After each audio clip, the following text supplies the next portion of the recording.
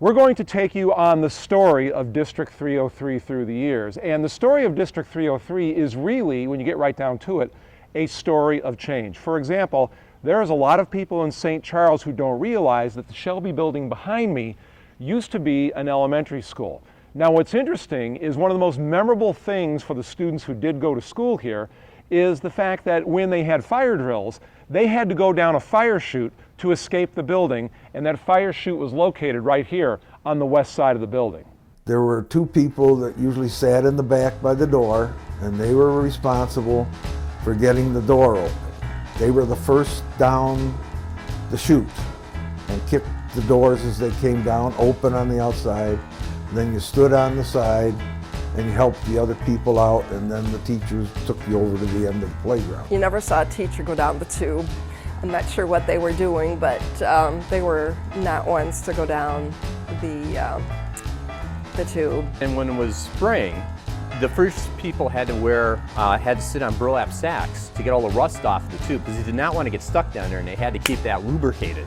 When you were in first and second grade, you were downstairs, so you just walked out the door at a fire alarm. But when you're upstairs for third and fourth, you got to do the tunnel. So we were all really looking forward to being in third and fourth grade. And it was pitch black, the first people who went down there, because the door wasn't open. So it took a special person to be the first. I never was the first. There were some kids that were very afraid of the fire escape, almost claustrophobic, and the teacher would make them go down anyway. You know, it wasn't like today where maybe if a student was fearful, you know, they wouldn't be made to do that. The custodians always had to oil up the hinges on the outside doors because they were, I think, were spring loaded. They didn't come open too easy. So when you went down first, you had to get your feet up so that you could kick those doors open. I was at Shelby from first grade until fifth grade, and then they closed the school. And I had been looking forward to ringing the bell at school, because that was a sixth grader's job, and they had the rope, and you rung the bell, you know, at the beginning and the end of the day. And I never got to do that because I went to Davis for sixth grade, because back then we were K-6. The students who made the move from Shelby to here at Davis certainly were not the last students in District 303 to ever have to change schools. In fact, not only have the students moved from time to time, but the buildings have changed configurations as well.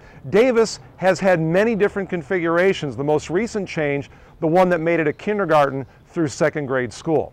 But for students in District 303 during the 70s and during the 80s, they became experts at changing schools. I moved here in 7th grade, went to Dunham Junior High for 1 year. Then we transferred over to Haynes Middle School for the 2 years.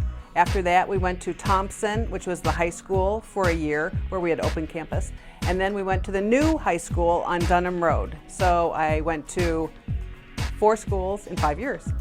Yeah, I love telling this because it seems so back and forth. But yes, started out kindergarten in Davis, and then went to Shelby for first grade through fourth grade, and then went back to Davis for 5 and 6, and then Dunham Junior High School was only 7th grade, so 7th grade there, and then 8th and 9th grade at Haynes, and then to the brand new St. Charles High School out on Dunham Road. When I went to Haynes, Thompson High School, where I didn't go to Thompson, but there was an open campus. So the kids could go out and they could go to lunch. You know, they had about an hour, 40 minutes maybe, and you could go to lunch anywhere and then come back. You know, I remember sometime probably around 3rd, 4th grade, 6th grade got moved out. The nice thing for us was, so we knew we were going to be going to junior high a year sooner. In 4th grade, there were 31 kids in all the 4 sections in Wasco, with more and more kids coming up behind us. So they decided to make Wasco a K-4 school and shipped all my year's Wasco 5th grades over to Davis. So at Davis, there were 7 sections of 5th grade. In 4th grade, having been at Wasco K through 4, found out that Pearson Creek was being built and was one of the lucky ones with that change that got to go to a brand new school, but I did not consider it very lucky. You didn't think about saying you didn't want to do it or calling anyone saying, you know, my child can't go there, my Parents were not, you just went. You just went to school. And it was a great experience. For a long time in District 303, walking was the main form of transportation for students to and from school. However, the students who rode the bus, well, they had options as well. In fact, they could basically get on any bus they wanted to at the end of the day and go wherever they needed to go. But one thing for the students who walked in the 80s and 90s, if the Prairie Street Bridge had existed, it sure would have been handy. I grew up living on the St. Charles side of Division Street, so I walked most days to school or rode my bike in the spring when it was nice. So it would take about, you know, it only felt like 15 or 20 minutes, but now looking back, I could never do that walk in 15 minutes, so more realistically, it was probably about half an hour, and we did that most days. We went home for lunch. We had about an hour. We walked to school. You know, it was about a mile to a mile and a half when we were young in elementary, and even over to Haynes, there wasn't a bus. So we were up, you know, and out the door by 6:30 in the morning, walking to school, which was fine. I lived on 6th Avenue, and I went to junior high at Thompson Junior High, which is on 7th Street. There were no buses for kids that lived on 6th Avenue because it wasn't long enough. Or far enough, I should say. And so, yes, we walked to school. I did love the ability to be able to walk home and have lunch. And so that was, you know, I know we don't have open campuses, but that was just a really nice time with my friends. We rode any bus home. You hopped on whatever bus you wanted to if you're going to your friend's house or just wanted to get to a different neighborhood that afternoon. We decided to sing happy birthday on the bus to somebody, and we were really loud and really obnoxious, and the bus driver was not happy. So she drove us back to Haynes and dropped us all off at Haynes. I think there were 3 or 4 of us. And at that time there was a DARE officer that was assigned to the middle school, and so we all got to ride in the back of a squad car home after getting kicked off of the bus. During the 80s and 90s, there were no junior high or middle school boundaries here in District 303. Students were assigned to attend either Haynes or Thompson, and if they rode the bus, they were all just dropped off right here on Indiana Street, and then they walked to their appropriate school, either Haynes or Thompson. How did they know which school to go to? They were assigned their school through a very secretive process that was revealed to the students during their 5th grade year. It was probably the biggest day of 5th grade. Well, you talked about it all year with your friends, where you're going to end up, you know, unless your friend was a younger sibling, and then they knew where they were going. It was a little bit, I think, like Harry Potter and the Sorting Hat in terms of determining where you went to middle school. They just assigned you to a school, and then your brothers and sisters would go to that school. But there wasn't about neighborhoods at all. My next door neighbor went to Haynes, and I went to Thompson. So there was no, it was just randomly, you're going here and you're going there. As soon as you hit 5th grade, if you didn't have older brothers or sisters, it was on your mind, because it kind of played into who you hung out with or who you buddied up with, because there's that 5th grade, who's my pack gonna be as I move forward into middle school, and who's gonna be with me. And so if you didn't know, that was quite disconcerting. Teacher just sat down in the chair, everybody's sitting on the ground in front of them, and they're just reading off a list, who's going where, and you just find out, okay, this is where I'm going, and then you look at your friends and find out if you're going there or not. As you can imagine, it's 5th graders going, oh, I hope we're in the same school. What if we're not in the same school? It's all that, knowing full well that there's a 50-50 chance that you're going to be with your best friend or you're not. I had seen my friends getting letters over the course of a few days, and I was getting anxious because mine hadn't come yet. And in the meantime, was hearing that all of them are going to Haynes. And I was just looking forward to opening that and finding the same information out, and I found out I was going to Thompson. The street that I grew up on, a lot of my neighbors went to Thompson. I ended up going to Haynes.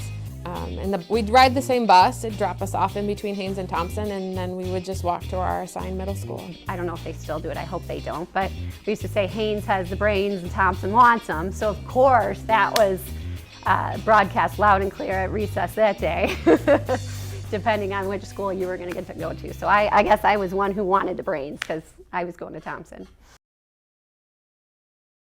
A lot has certainly changed in schools over the years. Maybe nothing has changed more than playground equipment. It's certainly a lot safer, but we talked to some former kids who say safer doesn't necessarily mean better. We had swings at Wasco, we had this cool yellow slide that was really tall and went around. We had a lot of wooden equipment. The best was the fort, though. On the back playground, we used to have a 3-story wooden fort that you had the wooden slats, and so you could climb up it and then be at the top. There was these 4 tire swings, and they would rotate around. And so you would grab one of the chains, one of the tires, and you'd be close at the center pole, and then that would just whip. And the physics of it is amazing. At Wasco, we had huge swings, and it was on the black top. I mean, we were on the black top and swinging, and we had monkey bars on the black top. The 2 most important things you could bring to school did not include your book bag. When the weather was nice, you brought your skateboard, and when the weather was bad, you brought your sled. One time I did get my knee stuck between the slats and had to have someone come and help me get my knee out of the slats because it was stuck in there. I remember kids getting hurt on it, but it was the most fun equipment. We had these big tires, this tire, I don't even know what it was. It was like a big U, and you could push kids back and forth, and it was kind of like a pirate ship. It was so cool, but now, no, everything's plastic. You can't do that with playground equipment anymore. I suppose that probably now, looking back, wasn't maybe, the thing, because we had a lot of, kids flying off the swing set, but it was fun. I mean, you got to swing and you got to jump. We got to build snowmen and snow forts and have snowball fights, and now that is absolutely not allowed anymore. There's no, you can't build snowman, you can't build snow fort. If you fell down, it was no big deal. You just got back up. You did it again. You cut your hand or whatever. There was nobody on you saying go to the nurse, get checked out for this or that. And it was an awesome time. Speaking of awesome, one of the highlights of any academic year is homecoming. You have the football game, you have the dance, and it used to be in this district, you had a blazing inferno with hundreds of people running around in the dark. What could possibly go wrong? For those of you who don't know, out here in the field, we're on the south side of East Campus, they built a giant pile of what I think were old wooden pallets. And on Thursday night before the game, we'd have the big pep rally in the gym. And then by the time that was over, there's this giant bonfire, more or less here. And everyone would come just sit around and watch the fire, I suppose, and talk around with their friends, and it was a grand time. When we were instructed, bring your extra couches, bring wood, bring anything, tables, anything that you could burn, and we'd be out in the field and they have this huge piles. I don't even know how big they were, and we're all standing right around the fire, and I don't know who was in charge of lighting it, but you can see the fire for miles away, and all the kids were out there and having a good time and throwing stuff into the fire. And it definitely goes in the category of things we would never ever do again in school, because there was absolutely no supervision. It was dark, it's say 9 o'clock at night on a Thursday, and there's probably 1,500 students out here milling about in the grass and near the fire. Impossible to supervise. Everybody looked forward to that. That was a lot of fun, but there were no houses around. As far as you could see to the east, there was nothing but cornfields. And the fire department was always right there. It was a community event. The parents came. They brought their families. The fire and police departments were there. It was very much a community event. So that was a lot of fun. The story about how the bonfire ended was 2 or 3 years later. Apparently some students brought Nair and started spraying it around on the students who were watching, and the story is a bunch of kids lost hair. I don't know if that was true or not. I imagine Lisa Dandre could tell you, but it was a grand time, and I'm sure we'd never see it again. Through sources who wish not to be identified, I can indeed confirm that the Nair bonfire story is true.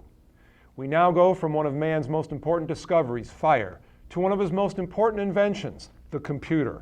Students who entered District 303 around Y2K saw a radical change in how they did their schoolwork during their decade and a half in school. In kindergarten, the most high-tech thing that they had was those overhead projectors that they had to roll into the room, and it had the big light at the top, and the teachers had to crank it to bring up a new slide, and they always had to spit on it to erase anything that they had written in those vis-a-vis markers. In elementary school, we only had them in the library. They were white, those white apples that had the colors on them.